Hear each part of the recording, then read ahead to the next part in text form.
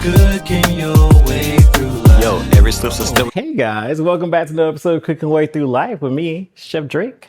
I am back with one of the recipes from my cookbook as well, and today is peach and mango cobbler. It's one of my favorites. I do not have a lot of southern recipes in my repertoire, but this is one, and it's approved by my family, so it must be pretty good. Also, super easy to make. First step, butter in your pan. The butter is literally going to be in your pan, and we're going to melt this in the oven. So I'm just going to put this in the oven now. My oven is set to 375.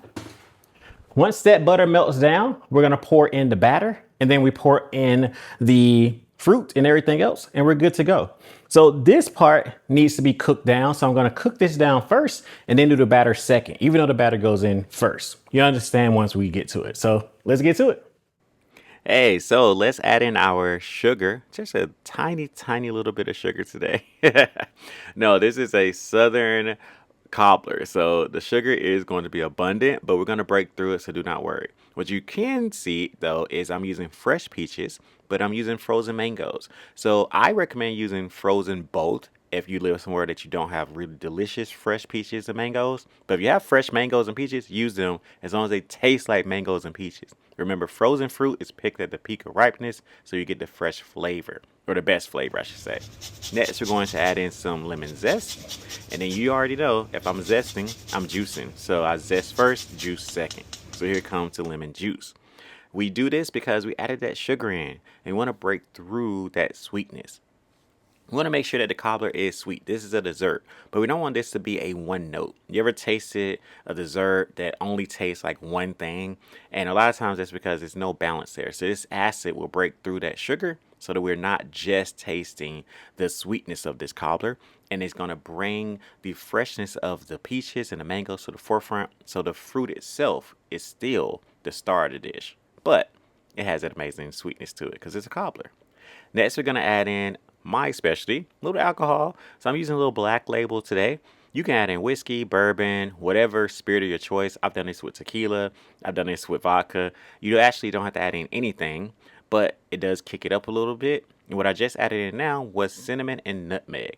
So these two are really going to give me that, I would say, holiday spirit, kind of fall flavors, Christmassy. Okay, so our peaches and mangoes and everything are cooking down. They're almost ready. The butter is ready, so we need to hurry so the butter stays melted. So next, I'm just gonna get my dry ingredients together. And this is really easy. So we're only using baking powder. No baking soda today, flour, salt, sugar, baking powder. That's all your dry ingredients. And then your wet ingredient today is just the milk. So it's pretty much a biscuit kind of dough. But what really makes it a cobbler is that dough to fruit ratio. And a lot of times, I know I can speak for people from at least Georgia. I can't say from the entire South, but at least people from Georgia, it's really rare we can go places and get actual cobbler. I know for me, for instance, I don't even ask for it when I go places sometimes because it just ends up being a crisp and not a cobbler. And that's just not what you want if you really want a cobbler. So once you mix this together, it's gonna look like a pancake batter or a pancake. Yeah, pretty much a pancake batter. And then we're all set to start the process of cooking. Perfect. All right. All right. So I have my melted butter. Next, I'm gonna put in the batter. And this is the most important part about this. Do not stir. So I'm just pouring it in. You'll see the butter move around where it's supposed to go. And then I'm also gonna put the fruit in and the fruit mixture in also without stirring. Do not stir, okay? Okay, last but not least, smells amazing. Now I put in some bourbon in mine, or actually what I put in today, I put in black label. I put in whiskey in mine today, but I do put this in the cookbook where you do not have to use any alcohol if you don't like. So this is completely up to you.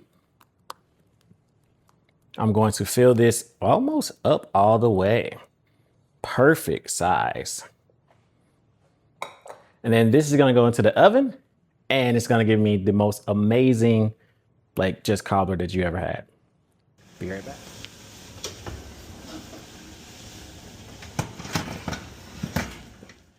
Okay, now look at that. That is what we want. That is a cobbler. That crust says it all. So, I mean, you can just literally just give it to them this way because this is perfect. But if you want to dig some out,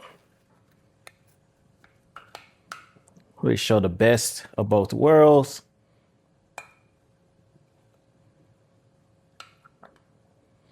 I like doing this because I like putting some of that fruit right on top as well. And this, my good sir, my good ma'am, is peach and mango cobbler. All right, I hope you enjoyed today's recipe. As always, this is one of my only Southern recipes I have, but it is in the cookbook. So if you do want to purchase the cookbook, it's on Amazon.com as well as BarnesandNoble.com. Please remember, I'm back here with different episodes every week. I'm also dropping the behind the scenes, extra bite, plus the tips and tricks, and the podcast, same title, Cooking Way Through Life, comes out every Thursday. So hope you have a great day and enjoy the holidays coming up. See you later. I'm gonna go eat some cobbler. Peace. Like, subscribe, and comment. Thank you. Cooking your way through. Thank you for watching today's episode. I hope you enjoyed it and maybe even learned something. You know what to do next. Please hit those like, share, and subscribe buttons below and have a great day.